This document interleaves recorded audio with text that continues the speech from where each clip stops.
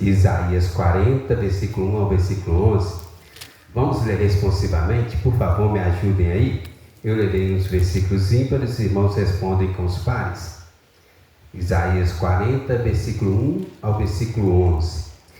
Consolai, consolai o meu povo, diz o vosso Deus. Podem ler. Falai ao coração de Jerusalém, bradai-lhe que já é fim do tempo da sua milícia, que a sua iniquidade está perdoada e que já recebeu em dobro das mãos do Senhor por todos os seus pecados. Voz do que clama no deserto, preparai o caminho do Senhor, endireitai no ermo vereda nosso Deus. Todo vale será aterrado e nivelados todos os montes e outeiros. O que é tortuoso será retificado, e os lugares escabrosos aplanados. A glória do Senhor se manifestará, e toda a carne haverá, pois a boca do Senhor o disse. Uma voz disse, clama, e alguém pergunta, que hei de clamar? Toda a carne é erva, e toda a sua glória como a flor da erva. Seca-se a erva e caem as flores, soprando nelas o hálito do Senhor. Na verdade, o povo é erva.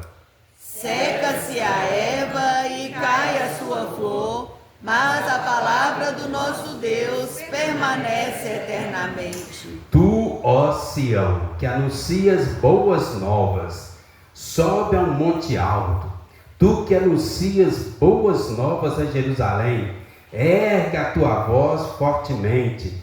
Levanta, não temas, e diz às cidades de Judá: eis aí está o vosso Deus.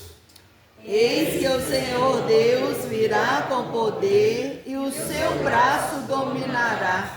Eis que o seu galardão está com ele, e diante dele a sua recompensa. Como pastor apacentará o seu rebanho, entre os seus braços recolherá os cordeirinhos, e os levará no seio. As que amamentam, ele guiará mansamente. Amém.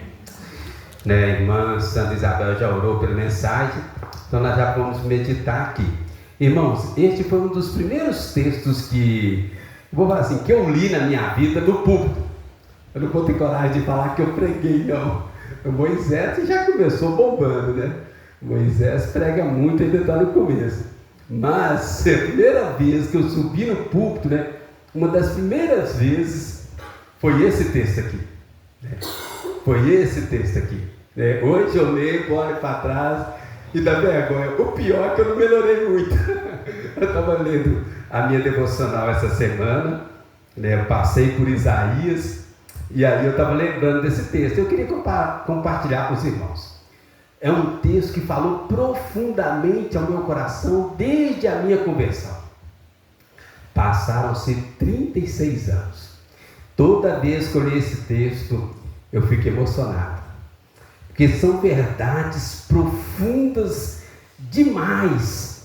Como nós estamos iniciando um novo ano, eu queria compartilhar essas verdades com os irmãos, porque eu creio que pode ajudar muito a gente na nossa caminhada. Muito, meus irmãos. Irmãos, é muito importante a gente aprender a separar, discernir as vozes do mundo. Nós vivemos um tempo de muitas vozes. É muita gente falando muita coisa. E nós somos limitados. O nosso tempo é limitado. A nossa energia é limitada. Nosso dinheiro é limitado. Mesmo uma pessoa que tem milhões de reais é limitado. Já viu jogador de futebol ganhar um monte de dinheiro e terminar a vida pobre? Um monte, né? Nós somos limitados, irmão. Então a gente precisa aprender a remir o tempo. Eu queria compartilhar este texto com os irmãos, que tem verdades centrais do Evangelho que podem nos ajudar na caminhada e nos ajudar a separar as vozes do nosso tempo. O profeta Isaías, ele viveu mais ou menos 700 anos antes de Cristo. Logo no dia do chamado dele, o rei morreu. Quando Deus estava chamando Isaías para o ministério, o rei morreu. Então agora ele é um profeta numa nação com vários povos inimigos, a Assíria se levantando de um lado, a Babilônia se fortalecendo, e o país dele não tem rei. E aí Deus chama ele para pregar uma mensagem que é muito interessante. Os comentaristas bíblicos falam que Isaías é o evangelho do Antigo Testamento, por causa das verdades que Isaías trata, muitos peculiares ao evangelho da graça do Novo Testamento. Então eles falam que Isaías seria o evangelho de Jesus Cristo no Antigo Testamento. É o profeta que mais falou de Jesus, é o profeta que mais falou da graça. E era um tempo de guerra, pobreza, fome, muita penúria, muita luta, muito sacrifício. E aí Deus chama Isaías e dá uma palavra para ele transmitir ao povo, que é o que nós chamamos hoje de o Evangelho da Graça. É interessante isso. 700 anos de Jesus Cristo, Isaías já vai profetizar sobre Jesus com detalhes que nem os apóstolos conheciam. Nem os discípulos que andaram com Jesus tinham acesso a tantos detalhes que o profeta Isaías profetizou. E aí eu quero compartilhar com os irmãos por causa disso, irmãos. Nós precisamos concentrar naquilo que é fundamental. Nosso tempo é limitado, nossa energia é limitada. Imagina você gastar 2 horas ouvindo uma coisa que não vai te ajudar em nada. Isaías foi ali, no cerne, no centro, nos fundamentos. É muito interessante. Então vamos no texto aí, vamos caminhar no texto aí. Então Isaías capítulo 40, versículo 1.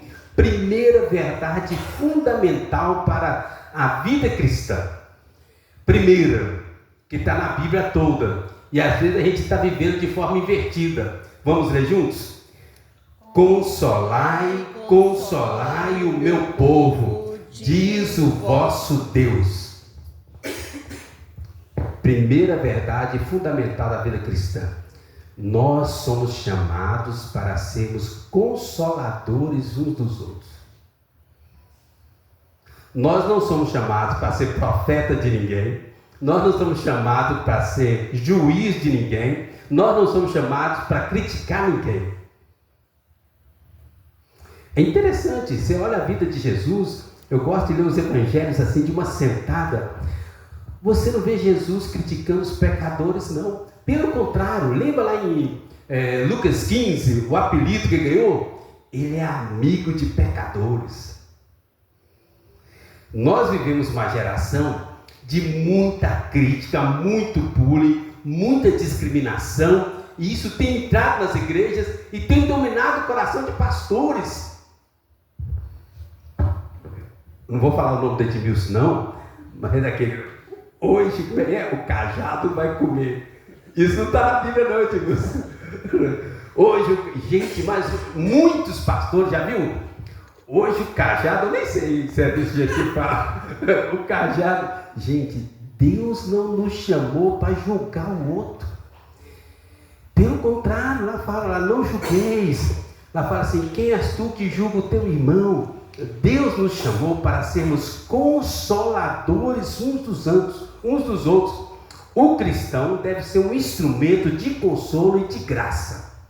Entende, irmãos? Irmãos, veja bem, nós vivemos num mundo de muito sofrimento. Já tem gente demais julgando, criticando, falando, discriminação. O diabo não dá trégua, é o acusador da nossa alma. A nossa consciência nos acusa. Não precisa de mais pessoas julgando, criticando, apontando o dedo. Deus não nos chamou para isso, irmãos. Deus nos chamou para sermos instrumentos de consolo e graça. Consolai meu povo, diz o vosso Deus. Irmãos, você acha que na época de Isaías tinha pessoas vivendo errado? Sim ou não? Mas o que Deus fala para ele? Consolai. O povo tinha pecado, não era um povo fácil, o povo foi levado para o cativeiro, mas Deus falou assim, olha, leva uma palavra de consolo. Nós precisamos encarnar essa graça, irmãos. Uma palavra de consolo, uma palavra de graça, uma palavra de bênção. Já tem gente demais julgando, criticando, falando, né? Já tem gente demais descendo o cajado, né? A gente não precisa disso, irmãos. Não precisa, sinceridade. E você não vai achar isso na Bíblia e não vai achar isso no ministério de Jesus. João Batista tinha um ministério assim bem diferenciado. Perdeu a cabeça por causa disso. Não que ele estivesse errado. Mas Jesus fala que todas as pessoas que vinham até Jesus, Jesus atendia a todos e nem todos converteram. Interessante. Até os não crentes. Abre aí, irmãos, fazendo favor, vocês vão ler para mim. Segunda carta de Paulo aos Coríntios, capítulo 1, versículo 4. Segunda carta de Paulo aos Coríntios, capítulo 1, versículo 4. Então, primeira verdade fundamental da vida cristã é que o cristão é um instrumento de graça, de consolo. É para isso que Deus nos chama. 2 Coríntios 1, 4. Podem ler.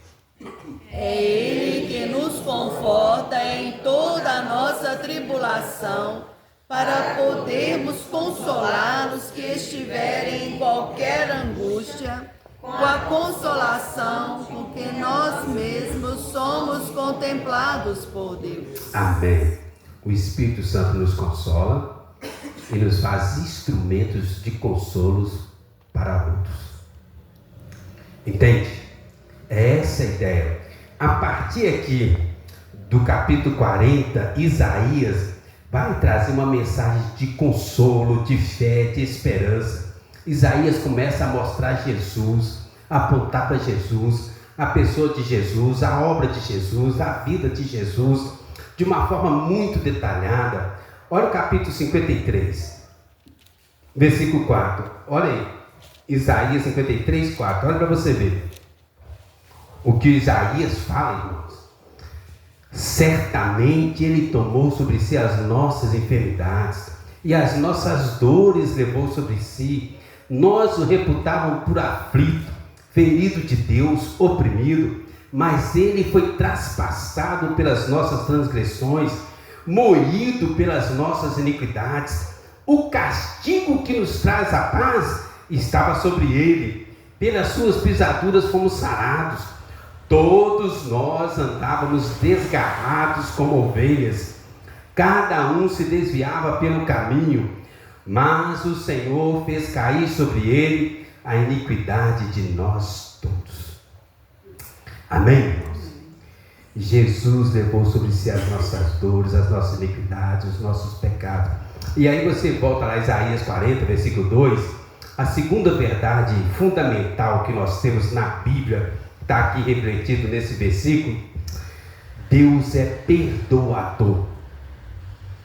Deus é perdoador. Isaías 40, versículo 2. Falai ao coração de Jerusalém, bradai-lhe que já é fim do tempo da sua milícia, que a sua iniquidade está perdoada, que já recebeu em dobro das mãos do Senhor por todos os seus pecados. Irmãos, Deus não nos chamou para julgar pecado de ninguém. No final dos tempos nós vamos julgar até os anjos caídos. Mas hoje não é essa palavra que Deus dá para nós. A palavra de Deus é perdoador. Em Cristo há perdão de pecados, purificação. Deus é perdoador. Nós somos pecadores, mas Deus é perdoador. Entende, irmãos? Sempre pecamos, mas toda vez que arrependemos, voltamos para Deus, pedimos perdão no nome de Jesus, todas as vezes, 100% das vezes, Deus perdoa. Ah, pastor, mas sempre, sempre. Faz parte da natureza de Deus. Deus é perdoador. Assim como Deus é amor, Deus é santo, Deus é justiça, Deus é perdoador. A Bíblia diz que o sangue de Jesus purifica de todo pecado, passado, presente e futuro.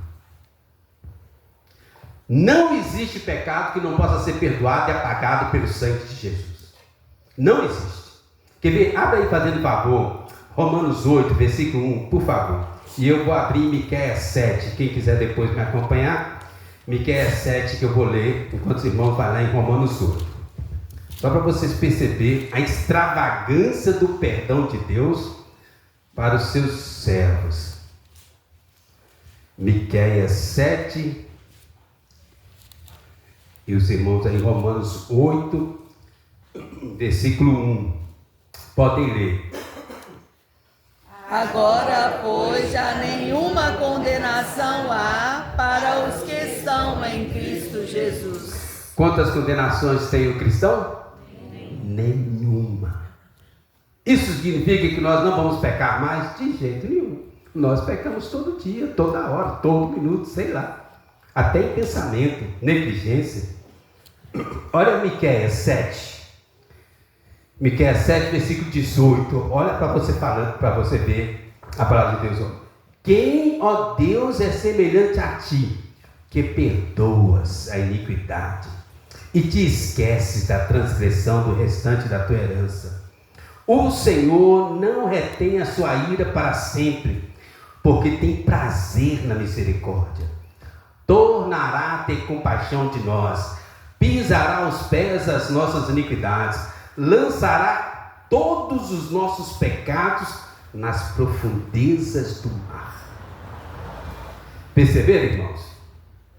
Deus pega os nossos pecados, todos os pecados, e lança nas profundezas do mar.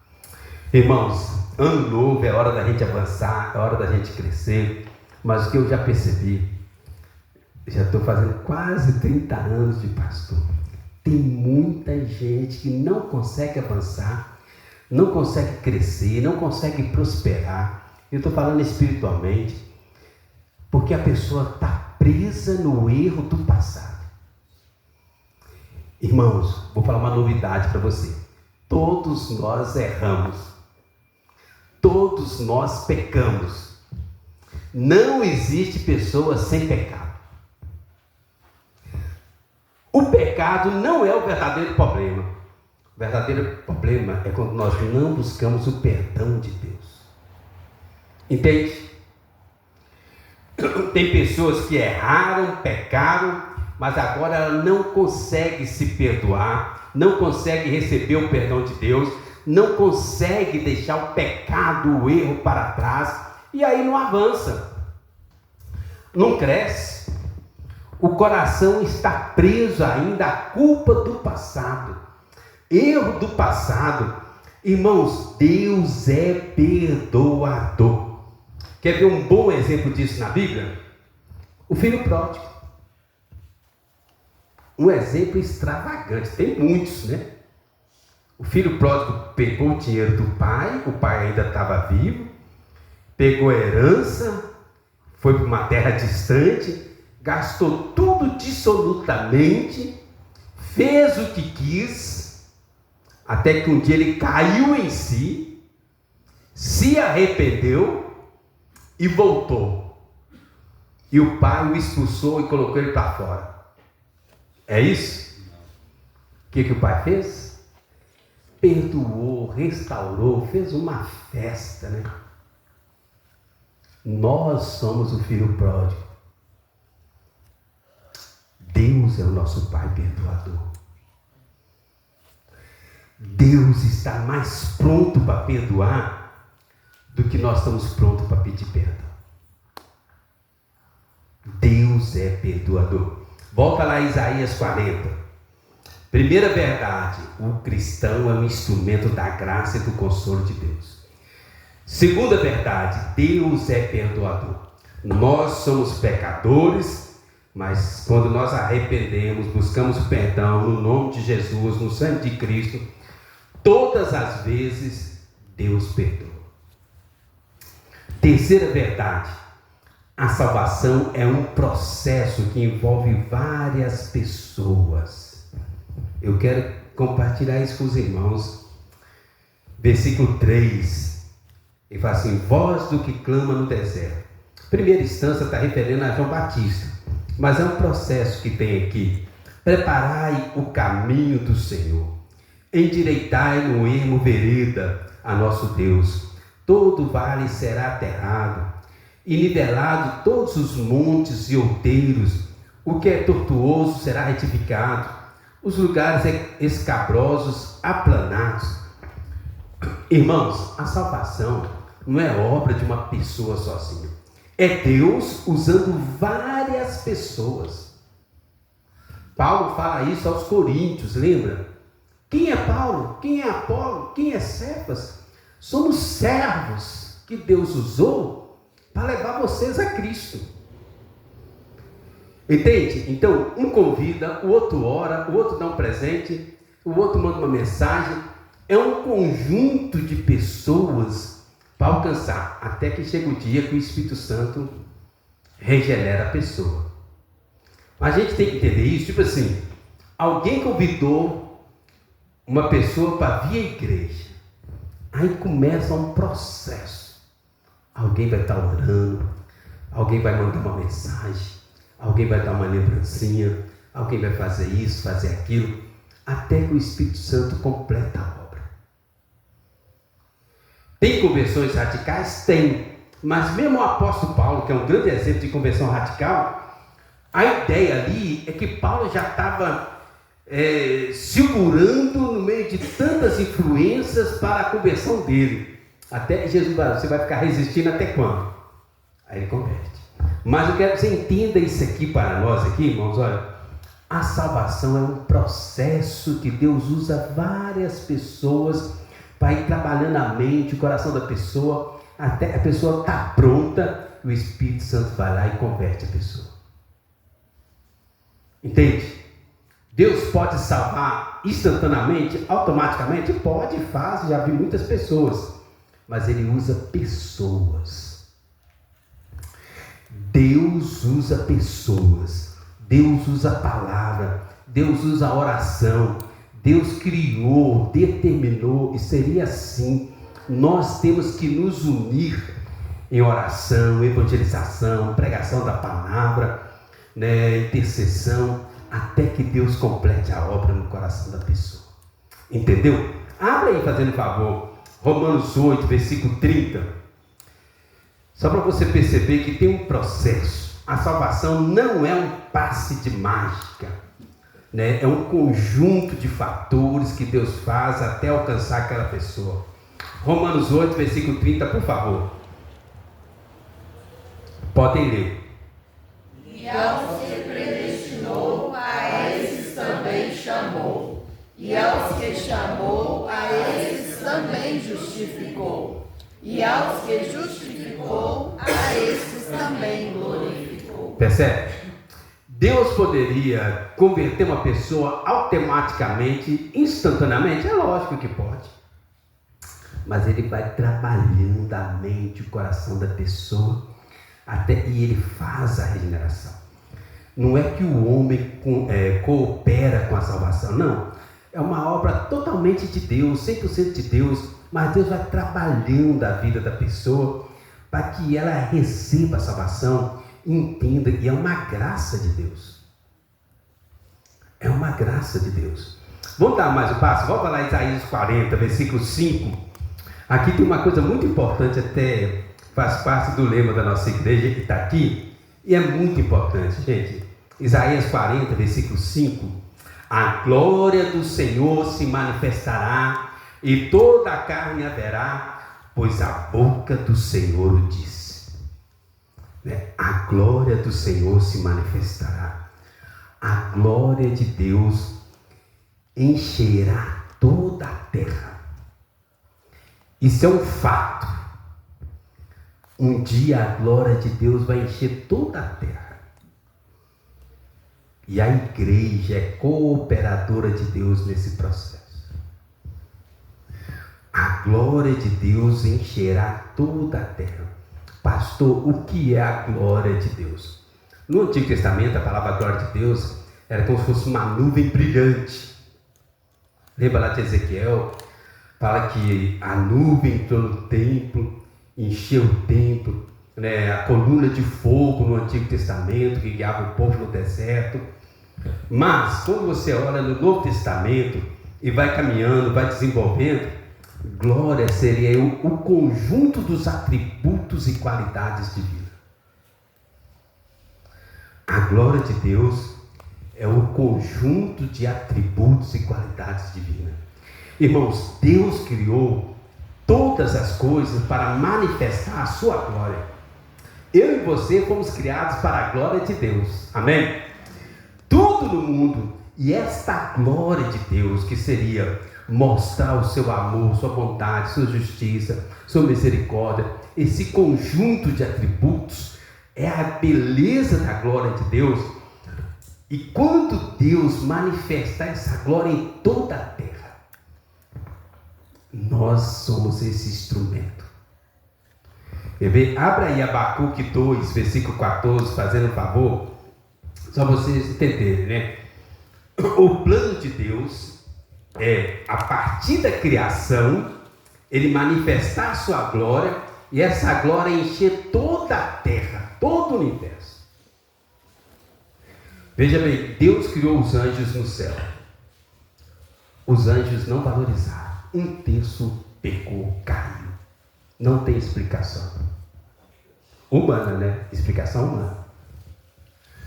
Deus criou Adão e Eva no jardim do Éden. Tudo do bom e do melhor. Pecaram, foram expulsos do jardim. Agora Deus faz diferente. Deus nos criou no mundo perverso, cheio de pecado, este mundo tenebroso que fala lá em Efésios 6. Deus nos criou neste mundo tenebroso. Agora Ele vai manifestando a sua glória na vida das pessoas que vão sendo salvas, perdoadas, transformadas, conquistadas pelo poder do Espírito, do sangue de Jesus Cristo. Essas pessoas são salvas, retiradas desse mundo tenebroso, e agora nós somos enviados para manifestar essa glória de Deus. Que esse conjunto, amor, alegria, bondade, justiça. Olha aí, Abacuque 2,14, podem ler.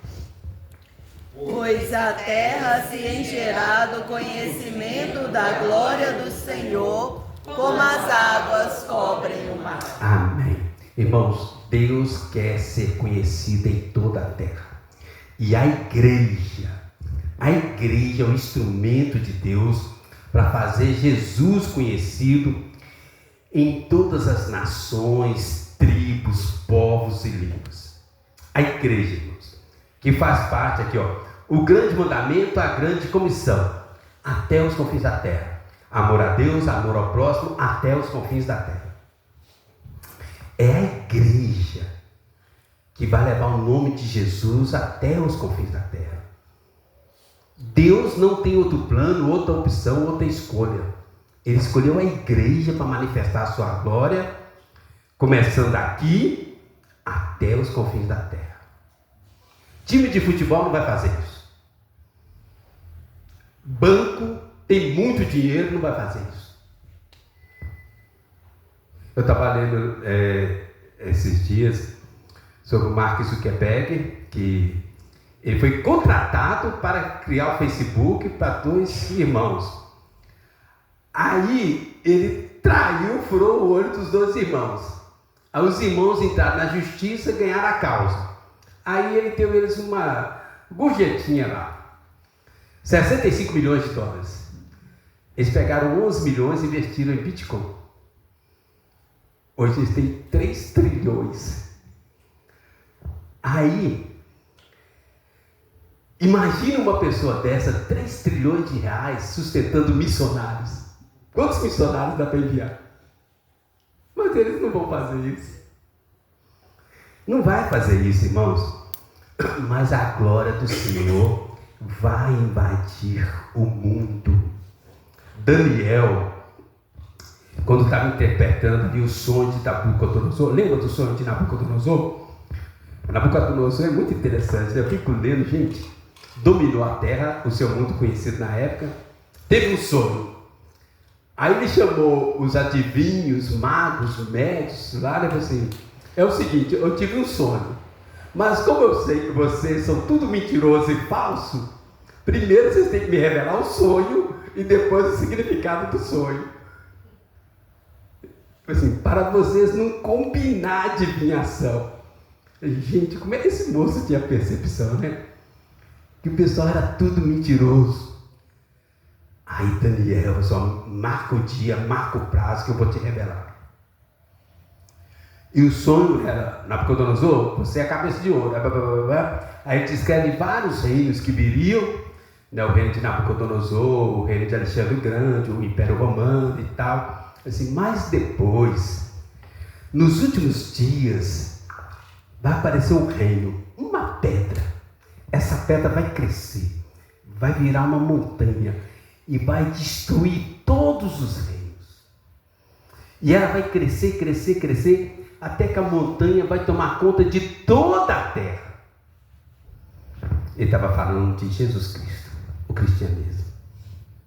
Começou ali. Um homem que chama 12 homens, vai para 70, depois 120, 3 mil, 5 mil. Hoje são 2,3 milhões de cristãos no mundo. E está crescendo. A contagem não para. Não tem jeito. 2,3, 2,4 bilhões. Eu falei milhões? Bilhões. 2,4 bilhões de cristãos no mundo. A glória de Deus invadindo toda a terra. O último aqui, irmãos, mas depois de uma conclusão aqui ainda, olha o versículo 8. Versículo 8. Isaías 40, versículo 8. Seca-se a erva e cai a sua flor, mas a palavra do nosso Deus permanece eternamente. Verdades fundamentais da vida cristã.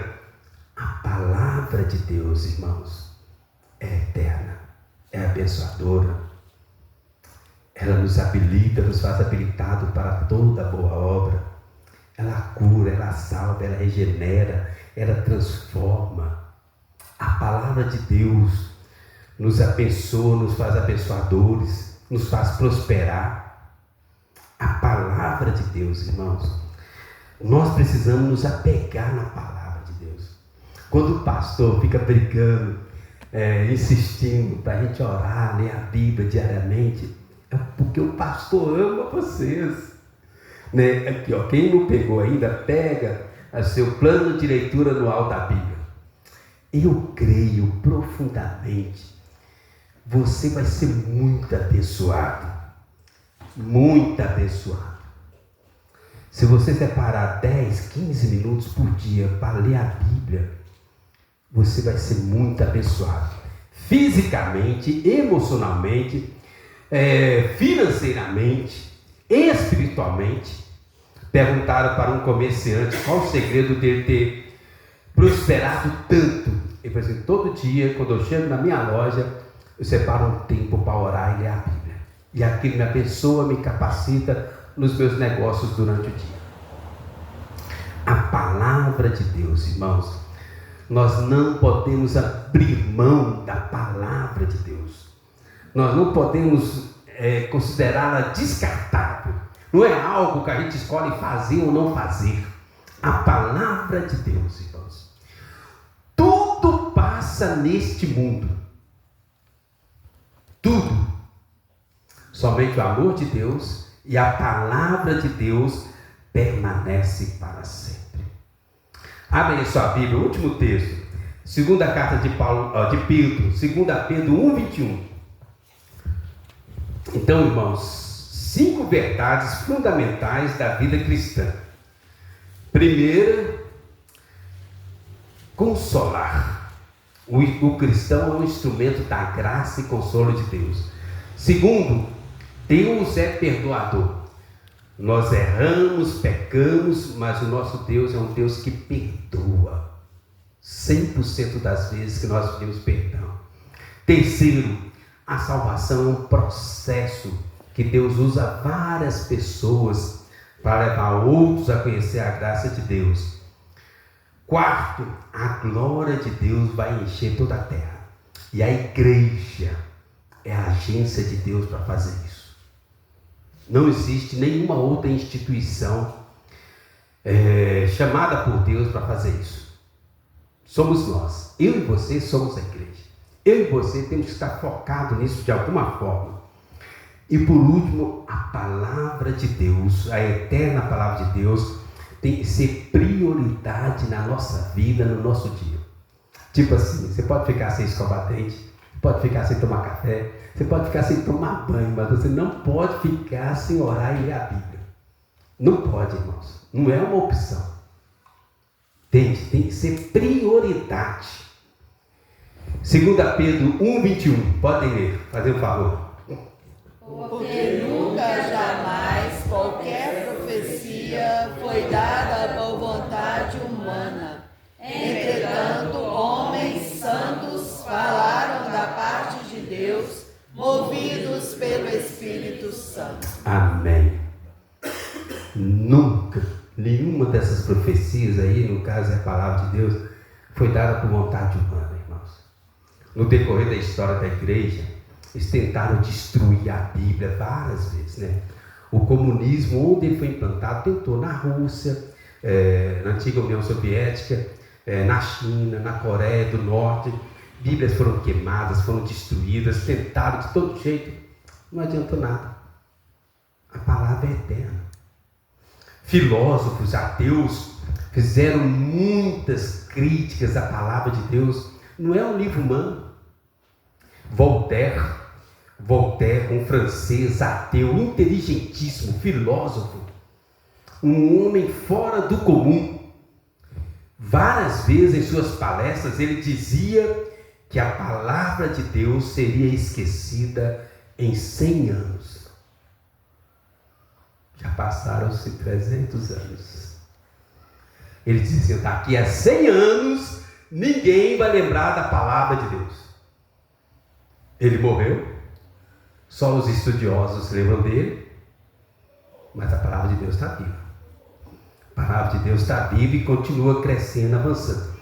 Atualmente no Brasil, ano passado, nesse ano que findou, venderam 10 milhões de Bíblias no Brasil ano passado.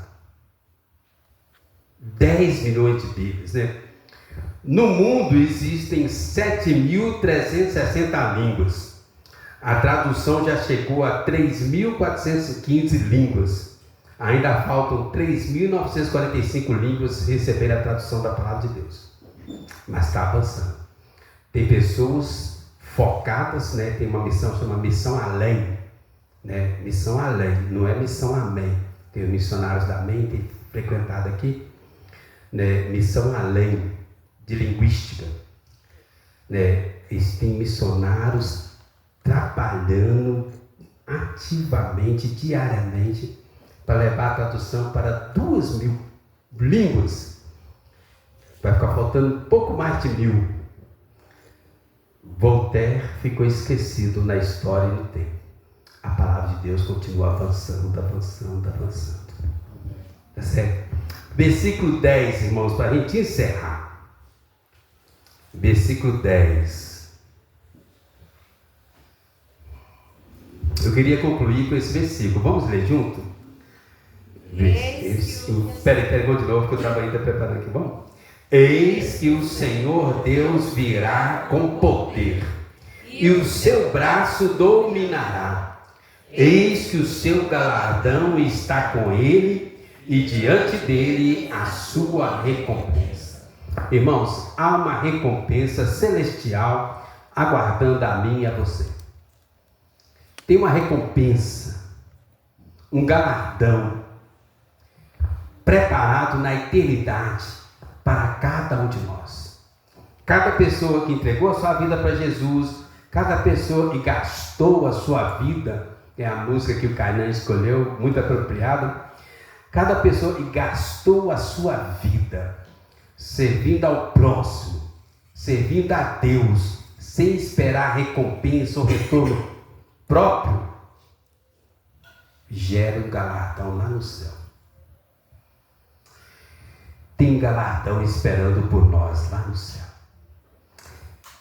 Toda vez que você fizer alguma coisa que não houver reconhecimento humano, lembra, Hebreus 6,10 fala assim, Deus não é injusto para ficar esquecido do vosso trabalho, do vosso amor, pois servistes ainda servis aos santos. Deus não esquece o seu trabalho. Talvez em 2025 você trabalhou muito e não teve o reconhecimento devido. Às vezes o pastor nem lembrou do seu nome. Deus não esquece. Todo trabalho, todo serviço, os diáconos aí, hoje nós vemos a eleição da ajuda diaconal, todo serviço feito voluntariamente para o próximo, sem esperar retorno ou recompensa, gera um galardão no céu. Cada oração que você faz, cada oferta para missionário, sei lá, é um copo d'água que você dá para alguém, uma esmola. É complicado dar esmola hoje, mas uma esmola que você dá, tudo que você faz, sem esperar um retorno próprio, gera um galardão lá no céu. Amém, irmãos? Vale a pena servir ao Senhor. Amém? Então, esse é o desafio, né? Apegar-se a verdades fundamentais do Evangelho para que possamos avançar muito mais. Amém? Vamos orar?